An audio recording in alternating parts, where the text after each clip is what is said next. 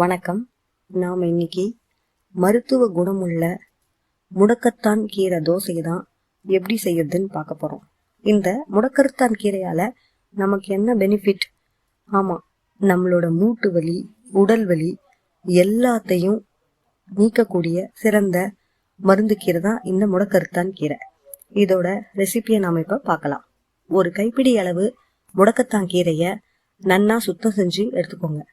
2 cup பச்சரிசி, 1 spoon உளுந்து ஊற வச்சுட்டு 2 மணி நேரம் கழிச்சு கிரைண்டர்ல கீரைய முதல்ல போட்டு பாதி அரைஞ்சதும் அது கூடவே இந்த பச்சரிசி உளுந்த சேர்த்து தோசை மாவு பதத்துக்கு கொஞ்சம் தேவையான அளவு உப்பு போட்டு அரைச்சி எடுத்துக்கோங்க.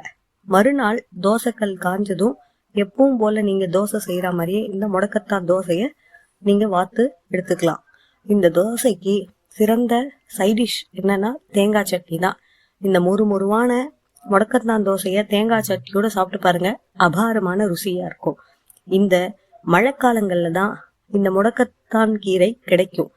ஆகவே நீங்க சிட்டியில இருக்கீங்க, என்ன பண்றதுன்னு யோசனை பண்ணாதீங்க. உங்களுக்கு கண்டிப்பா கீரை கொடுக்கறவங்க இருப்பாங்க. அந்த கீரை வியாபாரிகள் கிட்ட சொன்னீங்கன்னா இந்த சீசன்ல முடக்கத்தான் கீரையை உங்களுக்கு எடுத்துட்டு வந்து தருவாங்க. அதனால நாம மருந்துக்கு இந்த வலிக்கு ஆயின்மெண்ட் எல்லாம் போட்டு பூசறதுக்கு பதிலா வாரம் ஒரு நாள் இந்த முடக்கத்தான் கீரை தோசையை சாப்பிட்டீங்கன்னா உங்களுக்கே நல்ல ரிசல்ட் கிடைக்கும். நன்றி.